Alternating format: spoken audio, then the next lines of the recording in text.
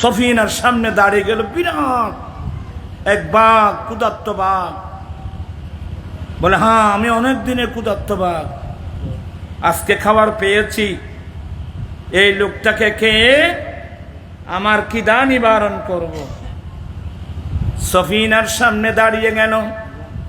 বাঘের লেজ উপরের দিকে, বাঘ ফুলতেছে, কারণ বাঘের নাকি একটা ধর্ম, সে না ফুললে আক্রমণ করতে পারে না। বাঘ ফুলতেছে, ফুলতে ফুলতে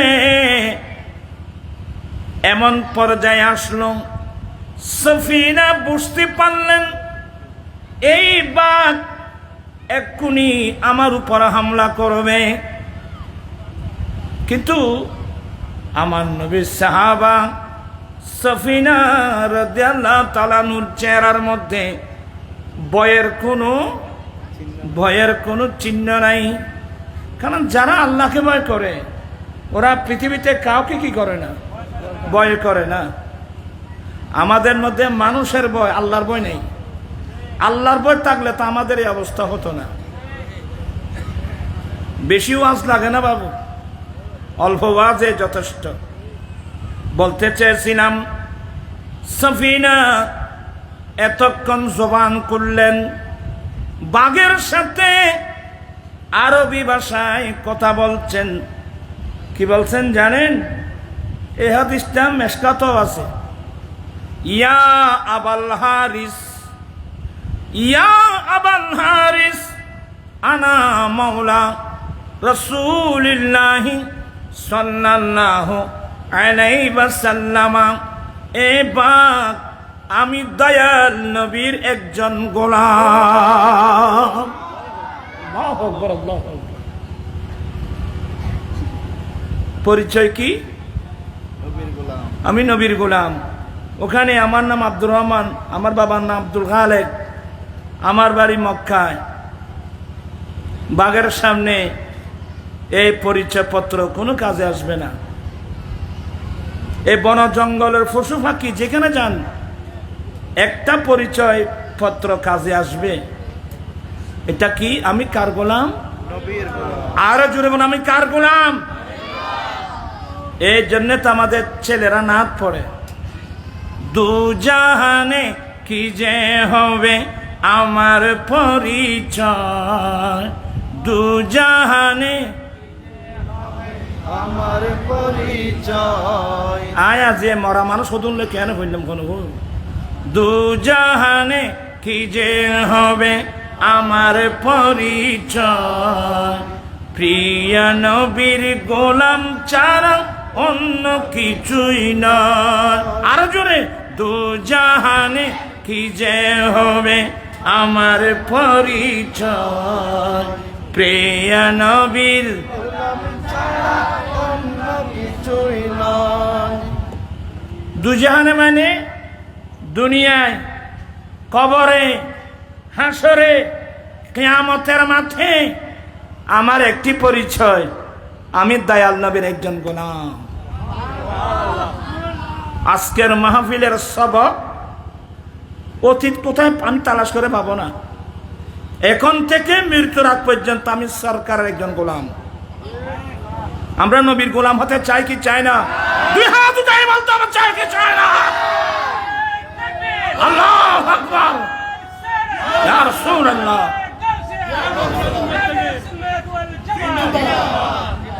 আচ্ছা, নবীর গোলাম হতে পারলে আবার আমাদের দেশে একদল হুজুর আছে বলে আমরা নবীর গোলাম, আমরা তো আল্লাহর গোলাম। এ ধরনের মানুষ আমাদের দেশে আছে, অভাব নাই। হুজুর আর কি, হুজুর মানি বুঝেন, কিতাব কোনদিন যে চোখে নেওয়া দেখে উদ্যোগ বলে আমরা নবীর কেন গোলাম।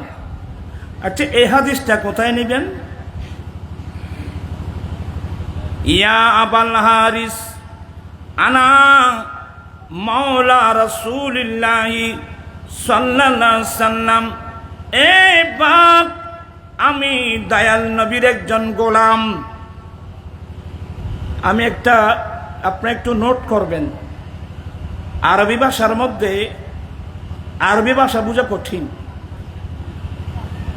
আর বাবা সাহেব গোলাম যে শব্দটা আছে, মাওলা, মাওলা আছে না, মাওলার এক মানে মালিক। যেমন আন্তা মাওলানা, আল্লাহ তুমি আমাদের মাওলা, আছে না? মাওলার এক অর্থ কি? তোমার আর কথা আমি মাতিন না জানো, আর এখানে অরাল দিও এতে মানুষই ভূতি হচ্ছে যে অরাল দিয়ে না, একটু দূর সারবো আজকে রিং গে গুজে ফল না জানো, আর কেন মারতেও বা। হ্যাঁ, মাওলা আসল মানে মালিক, আবার মালিকুর বিপরীত মালিক। মাওলা মানে মালিক, মাওলা মানে গোলাম, বিপরীত অর্থ না?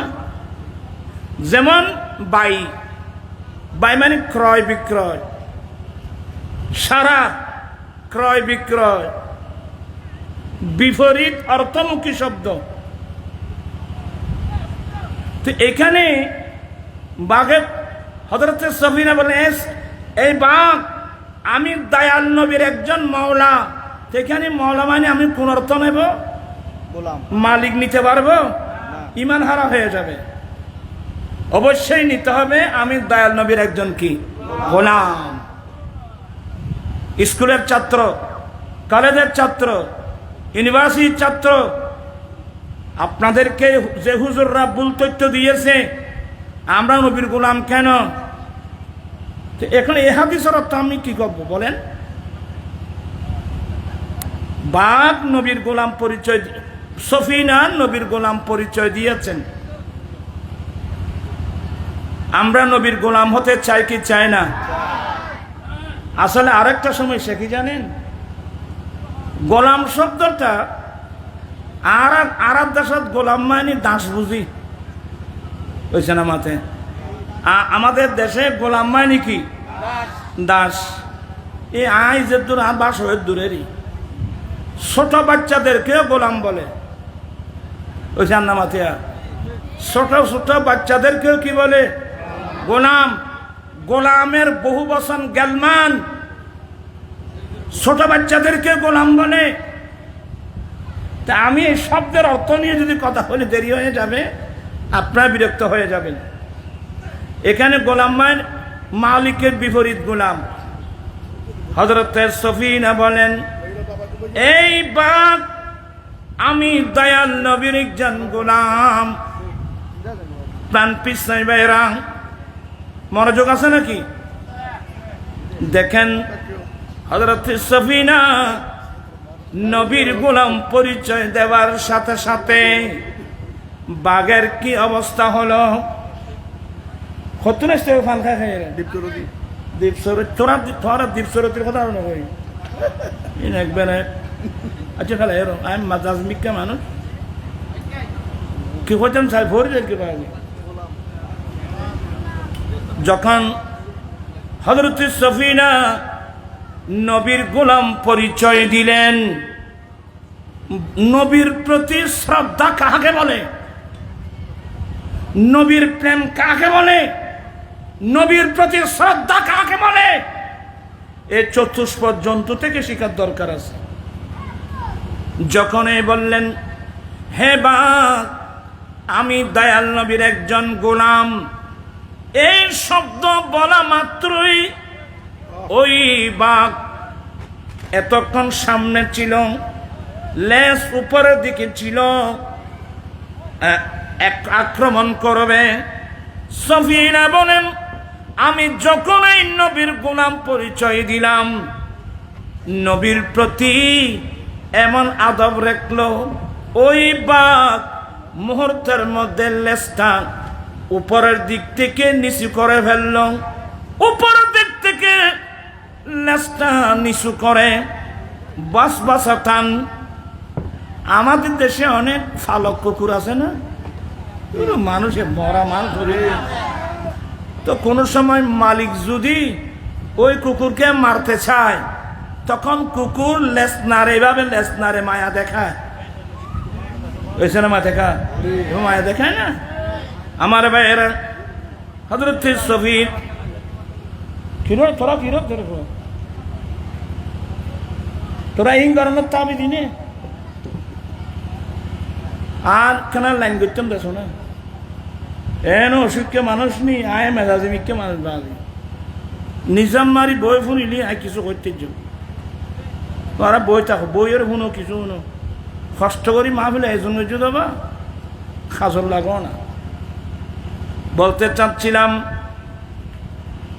ওই সফিনা এবার আমি যখন এই নবীর গোলাম পরিচয় দিলাম মুহূর্তের মধ্যে বাপ লেজটা নিচু করে ফেলল বস বসতান এভাবে লেজ নেড়ে নেড়ে মায়া দেখায় আমার সামনের রাস্তা ছেড়ে আমার পাশে এসে আমার বন্ধুর মতো দাঁড়িয়ে যা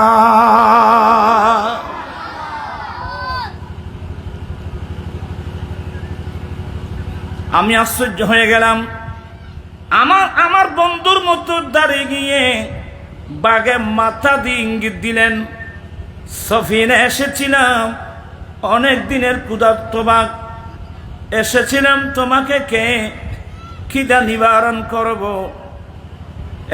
তুমি যখন নবীর গোলাম পরিচয় দিয়েছ এখন আমি বাঘের ইমানি নৈতিক দায়িত্ব তোমাকে নিরাপদে তোমার বন্ধু সাথে তোমাকে নিরাপদে মুজাহিদ বাহিনীর তাঁবুর মধ্যে পৌঁছে দেওয়া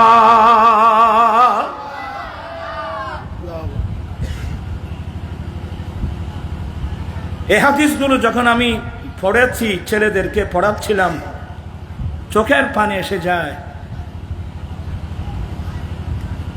একটা চতুষ্পদ জন্তুর অন্তরে আমার নবীর প্রতি কত বড় শ্রদ্ধা ছিল শুধু নবীর গোলাম পরিচয় দিয়েছে বাঘ লেজগুলো নিচের নিদেখ কিন্তু এখন আমি নবীর গোলাম এই যে আমাদের একজন আলেম মাওলানা রইসুদ্দিন কথা বলছেন এখানে আছেন না মাওলানা রইসুদ্দিন এদিন যাকে শহীদ করে দেওয়া হলো কারা করলো বাঘে বলল বন জঙ্গলের কোনো পশু তার অপরাধ কি ছিল সে কি জন্য আসছিল 26 তারিখ ঢাকা শহরে সে আসছিল ফিলিস্তিনের মজলুম মুসলমানের প্রতি সংহতি প্রকাশ করা জালেম ইসরায়েলের বিরুদ্ধে প্রতিবাদ করা এই জন্য তো আসছিল কথা বলছেন না কেন আপনারা আচ্ছা এটা কি একটা রাজনৈতিক ইস্যু ছিল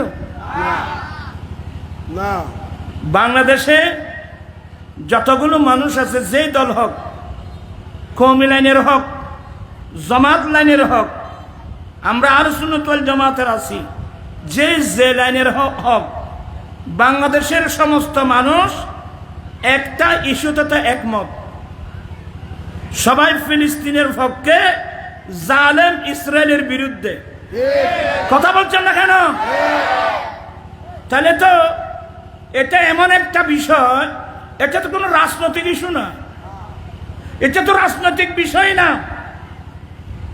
সে আমাদের মতো জালেম ইসরায়েলের বিরুদ্ধে ঘৃণা প্রকাশ করার জন্যে জাতিসংঘের কাছে দাবি জানানোর জন্যে আমাদের সঙ্গে 26 তারিখ জাতীয় প্রেস ক্লাবের সামনে এসেছিল কিন্তু তাকে যাওয়ার সময় তাকে কে মারল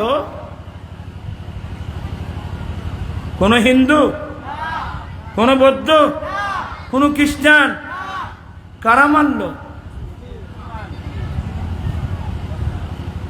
আমি নবীর একজন গোলাম এই পরিচয় দেওয়ার সাথে সাথে হিংস্র জন্তু বাঘ পর্যন্ত লেজ নেড়ে কি আদর্শ বিশ্ববাসীকে শিক্ষা দিয়েছেন আমি দয়াল নবীর একজন গোলাম আসলে নবীর হাদিস মনে পড়ে কিতাবুল ফেতান বুখারী শরীফ থেকে আরম্ভ করে যতগুলো হাদিসের কিতাব আছে যেখানে কিতাবুল ফেতান আছে আমার নবী বলেন এমন সময় আসতেছে এমন যুগ সময় আসতেছে মানুষের স্বভাব কেমন হবে কালামুহুম কাকালামিল আম্বিয়া, তাদের ভাষা হবে নবীদের মতো। আমার রাসূল সব কিছু বলে দিয়েছেন। তাদের ভাষা হবে, তাদের ভাষা হবে বেশি সুন্দর। কেমন আছেন? ভালো আছেন? অনেক সুন্দর। আমার নবী বলেন কালামুহুম কাকালামিল আম্বিয়া, তাদের ভাষা হবে নবীদের মতো সুন্দর। কুলুবুহুম কাকুলুবিজ জিয়াব, তাদের অন্তর হবে বাঘের মতো ফাসান। তাদের ভাষা হবে নবীদের মতো, অন্তর হবে কিন্তু বাঘের মতো। ওয়া ফি'লুহুম কাফিলিল ফারায়না, তাদের কাজ কারবার হবে ফেরাউনের মতো। এমন সময় আসতেছে মানুষের ভাষা হবে নবীদের মতো, অন্তর হবে বাঘার মতো, আভ্যন্তরীণ কাজ কারবার হবে ফেরাউনের মতো। আমার মনে হয় সেই সময় এখন চলে এসেছে। আর বাঘের মতো এই সপ্তাহে গিয়ে আমি বেঁচে গেলাম। বাঘ অন্তর হবে বাঘের মতো ভাষণ, কিন্তু আমার ভাইয়েরা অনেক বাঘকে রিচার্জ করে দেখলাম, অনেক বাঘের অন্তর যত বড় ফাসান হোক, মুস্তাফার গোলাম পরিচয় দেওয়ার সাথে সাথে সেই অন্তরের মধ্যে নবীর প্রেমা ঢেউ মারতে। সুবহানাল্লাহ, আল্লাহু আকবার।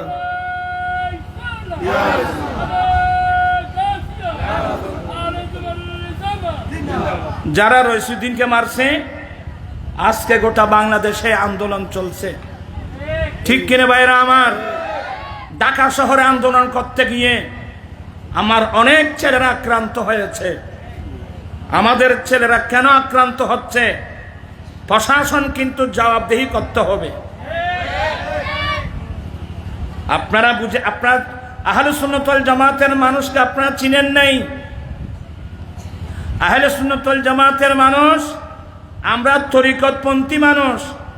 আমরা লাঠি সোটা নিয়ে মাঠে দৌড়াদৌড়ি করি না। আমরা নবীর প্রেমার ভালোবাসা, আউলিয়া ইকরামের প্রেমার ভালোবাসা নিয়ে আমরা চলি। তবে আমাদের সরলতাকে যদি আপনারা দুর্বলতা মনে করেন, ভুল করবেন। আচ্ছা, গত 26 তারিখে এই প্রেস ক্লাব চত্বরে এতগুলো বাধা বিঘ্নতা দেওয়ার পরেও সরোয়ার্দী উদ্যানে দেওয়ার কথা ক্যান্সেল। এরপরে দেওয়া হলো গোলাপবাগে, এটাও ক্যান্সেল, এটাও ক্যান্সেল, এটাও ক্যান্সেল। পত্রিকায় ফেসবুকে আসতেছে 26 তারিখের সমাবেশ স্থগিত করা হলো। ছেলেরা হতাশ। আমি লাইভে এসে বলছি যে আমরা ঢাকা যাব। কথা বলছেন এখানে আমরা কোথায় যাব? জানতে পারলাম দেওয়া হলো প্রেস ক্লাব চত্বরে।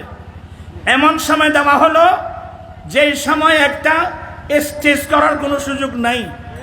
ট্রাকের উপর দাঁড়িয়ে দাঁড়িয়ে, এরপরেও বাংলাদেশের প্রত্যন্ত অঞ্চল থেকে প্রত্যেকটা দরবারের প্রতিনিধি এমন ভাবে ঢাকা শহরে ছুটছে, বিশ্ববাসীকে দেখাই দিয়েছেন সুন্নি জামাত একবার যদি জাগ্রত হয়, গোটা সুন্নিদের হাতে গোটা দেশ।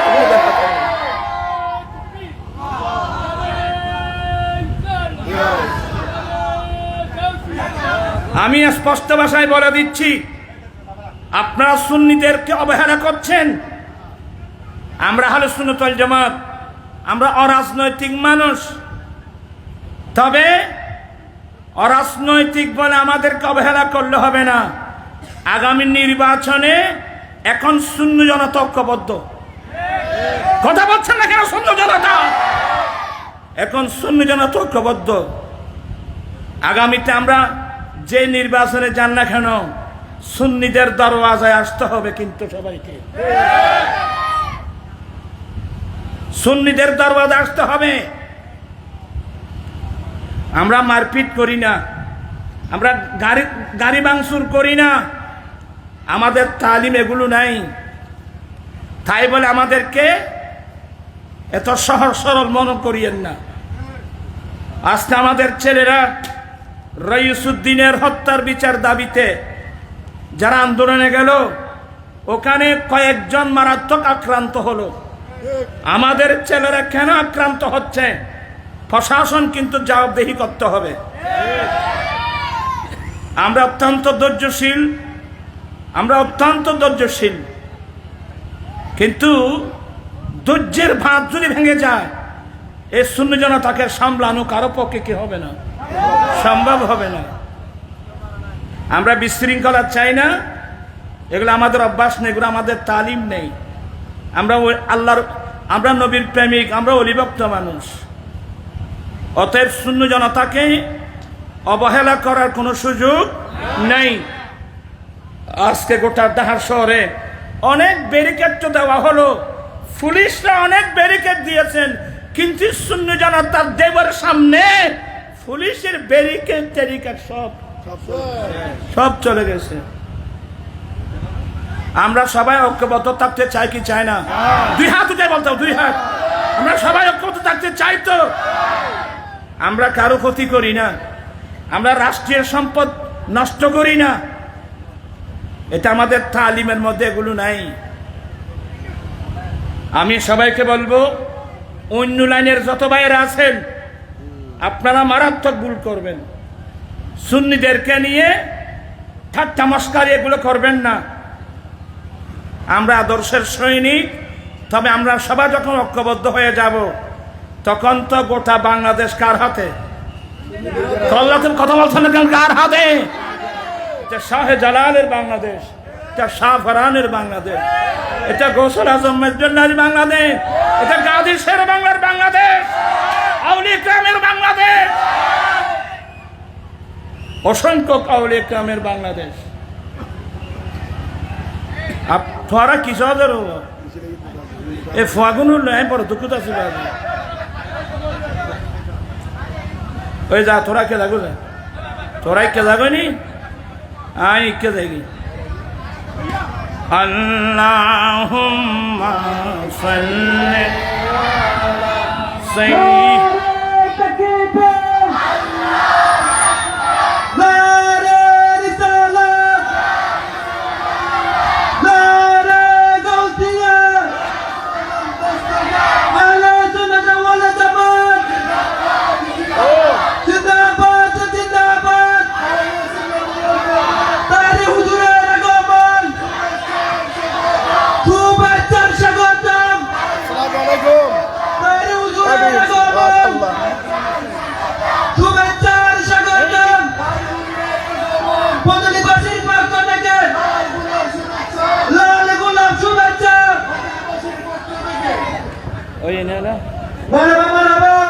আমাদের মঞ্চে এসে উপস্থিত হয়েছেন আজকের মাহফিলের মধ্যমণি সুদূর বিভাগের থেকে আগত ঐতিহ্যবাহী প্রতিষ্ঠানের চেয়ারম্যান দাওয়াতি ইমানি বাংলাদেশ ও ঐতিহ্যবাহী ফয়জিয়া দরবার শরীফের সম্মানিত সাধারণ সারা বাংলার সুবিধাদের বাইরের স্পন্দন, টেকনাফ থেকে তেতুলিয়া, রূপসা থেকে বাদিরিয়া, সারাদিন প্রতিদিন যিনি বাংলার এপার থেকে ওপার ঘুরে প্রোগ্রাম করে যাচ্ছেন, সুবিধাদের বন্ধুমণি প্রিয় তরিকত হুজুর মামা গিয়াসুদ্দিন তাহরি মাদারী আলী। আরেকটা স্লোগান হবে, নারে তাকবীর, নারে রিসালাত, নারে গাউসিয়া, আহলে সুন্নাত ওয়াল জামাত। ये टंडो ही ने আরে কে সাহাবি নে, আপনারা দাঁড়িয়ে আছেন কেন?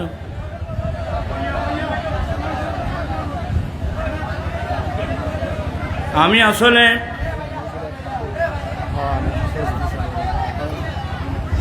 আমি আর আপনাদেরকে কষ্ট দেব না। আমরা সবাই ঐক্যবদ্ধ আছি তো? যে কোনো কর্মসূচি আছে আমরা ঝাঁপিয়ে পড়বো তো? এমনি ওয়াজ করে কোনো লাভ নেই।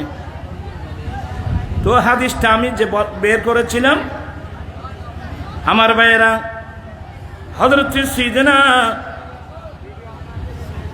আসলে প্রাণ জ্বলতেছে, আমার অনেক প্রাণ জ্বলতেছে। এই যে বাঘ, হযরত সফিনা রাদিয়াল্লাহু তাআলা বাঘকে পরিচয় দিলেন, ইয়া আবাল হারিস আনা মাওলা রাসূলিল্লাহ, আমি নবীর একজন গোলাম। এই পরিচয় দেওয়ার সাথে সাথে ক্ষুধার্ত বাঘ লেজ নিচের দিকে করে বসবসাথান মায়া দেখায় দেখায় সফিনার সামনে এসে দাঁড়ালো, মাথা দিয়ে ইঙ্গিত দেন, এ সফিনা সামনের দিকে চলো। এতক্ষণ তোমার কোনো সঙ্গী ছিল না, তোমার পাশে কোনো অস্ত্র ছিল না, এখন আমি বাঘ, অনেক দিনের ক্ষুধার্ত বাঘ, এসেছিলাম তোমাকে খাবার জন্যে। নবীর গোলাম যখন পরিচয় দিয়েছ, এখন আমি বাঘের দায়িত্ব হলো তোমাকে নিরাপদে মুজাহিদ বাহিনীর তাঁবুর মধ্যে পৌঁছে দেওয়া। হাত্তা বালাগাল জায়সা, শেষ পর্যন্ত বাঘ হযরত সফিনা রাদিয়াল্লাহু তাআলা আনহুকে মুজাহিদ বাহিনীর তাঁবুর মধ্যে ঢুকাই দিয়ে বাঘ ওয়াপস পাহাড়ের দিকে চলে যায়। প্রাণ পিসাই ভাইরা, আমি আপনাদেরকে অনুরোধ জানাবো, আমরা সেই নবীর সৈনিক হতে চাই কি চাই না? নবীর গোলাম হতে চাই কি চাই না? আজকে বিশ্বের অধিকাংশ আমরা মুসলমান ঐক্য না থাকার কারণে, বিক্ষিপ্ত অবস্থায় থাকার কারণে, বিভিন্ন দলে বিভক্ত হয়ে থাকার কারণে এই সুযোগটা নিয়েছে জালেম ইসরাইল। কথা বলছেন না কেন? জালেম ইসরাইলরা এই সুযোগটা নিয়েছে। আজকে 70 বছর ধরে এই জালেম ইসরাইল আমরা নিরীহ মুসলমানের উপর আক্রমণ করতেছে। বিগত 9 মাসে যে কাজ করলো জালেম ইসরাইল, আমি বলবো ইসরাইল, বিশেষ করে নেতানিয়াহু, কিন্তু অনেক ইসরায়েলিরা পর্যন্ত নেতানিয়াহির এই জুলুমের বিরুদ্ধে অনেক লক্ষ লক্ষ ইসরায়েলি পর্যন্ত আন্দোলন করেছে। কথা বলছেন এখানে আপনারা? আমেরিকার এমন কোন ইউনিভার্সিটি ছিল না, সমস্ত ইউনিভার্সিটির হাজার হাজার লক্ষ লক্ষ ছাত্ররা কম নেমে এসেছে, আন্দোলনের মধ্যে এসেছে, আন্দোলনে নেমে এসেছে জালেম নেতানিয়াহুর বিরুদ্ধে। নেতানিয়াহু নিজের গদি রক্ষার জন্য, অন্য কিছু না, শুধু নিজের গদি রক্ষার জন্যে এইভাবে মনকে মন্থনকে বোমা মেরে মেরে প্রায় 50,000-এর ঊর্ধ্বে নারী পুরুষকে শহীদ করে দিয়েছে। গাজা এলাকায় দেখা যায় একটা বিল্ডিং নেই। আমি বলবো নেতানিয়াহু সে এবং তার দল যারা, এরা মানুষের শত্রু না, এরা স্বয়ং মানবতার শত্রু। কথা বলছেন না কেন? সে মানবতার শত্রু, সে চতুষ্পদ জন্তুর চেয়ে আরো নিকৃষ্ট। তবে আমি আশ্চর্য লাগলো, এই নেতানিয়াহু সে একজন ব্যক্তিত্ব, ছোট একটা ইসরায়েলের প্রধানমন্ত্রী, এ বিশ্বে জাতিসংঘ নামক এত একটা বিরাট শক্তিশালী সংগঠন থাকতে এইভাবে 50,000-এর ঊর্ধ্বে ফিলিস্তিনি মুসলিম ভাই বোনদেরকে কিভাবে শহীদ করতে পারলো? জাতিসংঘ জবাব দিতে হবে, ঠিক রে ভাইরা আমার।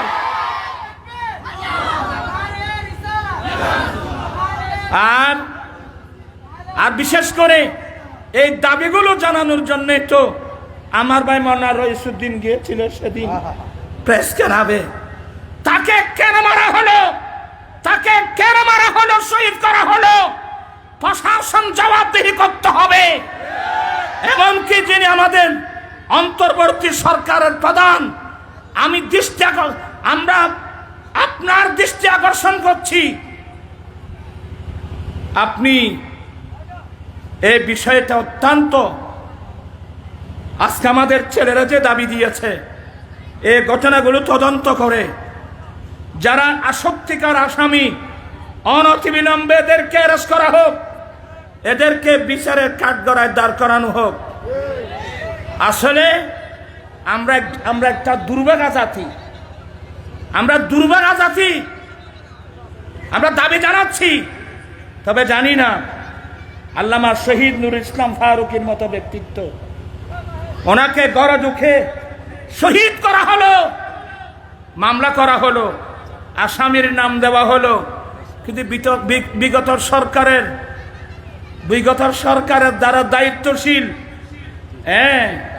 ওরা কি আল্লামা নুর ইসলাম ফারুকীর হত্যাকারীদেরকে অ্যারেস্ট করেছে? কথা বলছেন না কেন? অ্যারেস্ট করেছে? এগুলো বলতে গেলে আমার দিমাগ এমনি খারাপ হয়ে যাবে। আমি সেদিন চট্টগ্রাম প্রেস ক্লাবের সামনে যে বক্তব্য রেখেছিলাম, সে বক্তব্য সরকারের ঘরের মধ্যে রেকর্ড আছে। একটা মসলা মনে রাখবেন, যারা মানুষ হত্যা করে, আমার কথা শেষ, যারা মানুষ হত্যা করে এদের কোনো ধর্ম নাই। কথা বলছেন এখানে আপনারা? যারা মানুষ হত্যা করে এদের কোনো ধর্ম, এদের ধর্ম হলো পয়সা নিয়ে নিয়ে মানুষ হত্যা করা। কিন্তু প্রশাসনের ভাইয়েরা, আপনারা যদি কারণে অকারণে ওদেরকে অ্যারেস্ট না করে ওদেরকে ছাড় দিয়ে দেন, মনে রাখবেন একদিন আপনাকেও এই খুনিদের হাতে আপনাদেরকেও খুন হতে হবে।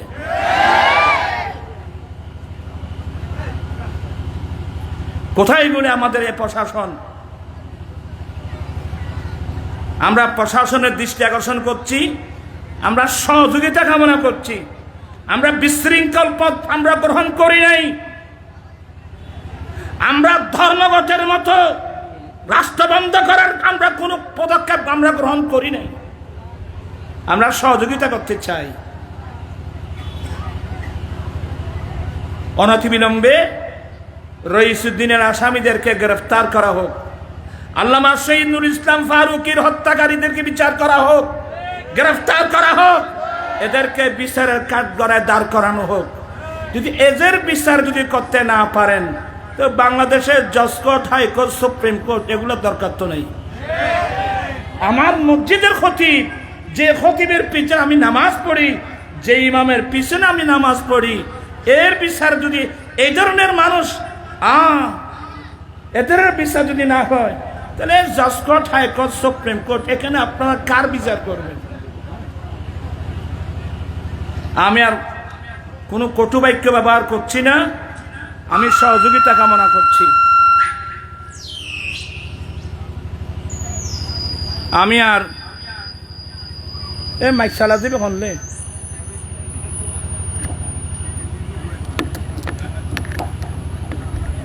উগো মাথার টুপি দিয়ে আসছি ভাই, তুই সদর্বদ, তোর মাইক টিকতে হবে না, তোর মাইকও সদর্বদ রইবে। শিকারক দিলে তোরা মাথা দিস না টুপি, ব্যাগ কোনোর মাঝে হেরি ভাইব। আল্লাহ পাক আমরা সবাইকে দামানে মোস্তফা মজবুত করে ধরার তৌফিক দান করুক, আমিন। আমি আর কথা বাকি যা কথা বলার আছে, আমার আজিজ গ্রামী সবাই আসছেন ওনাকে দেখার জন্যে, ওনার বক্তব্য শোনার জন্যে। আমি আর সময় নষ্ট করলে আপনারা আমাকে গালি দিবেন, আমি আপনাদের বিরক্ত হয়ে দাঁড়াবো।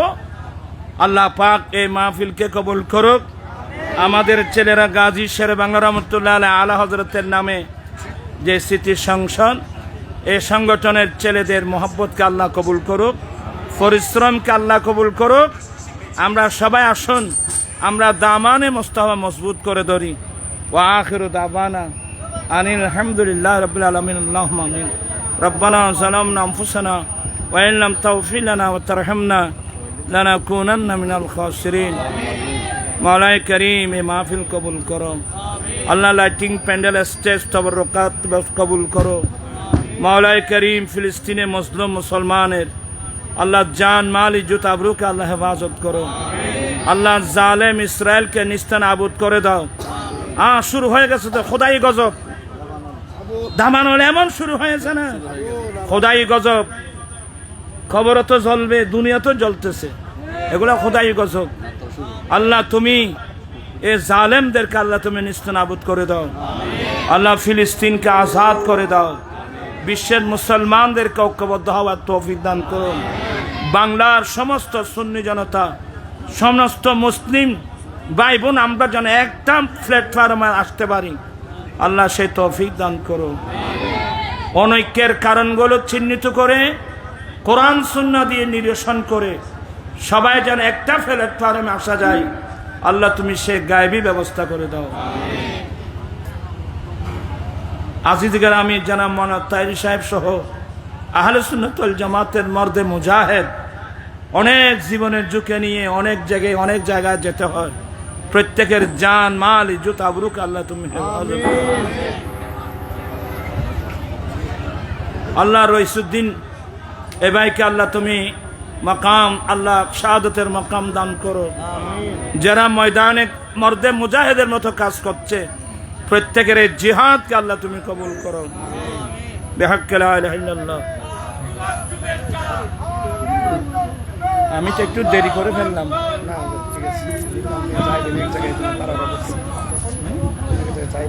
মারহাবা মারহাবা।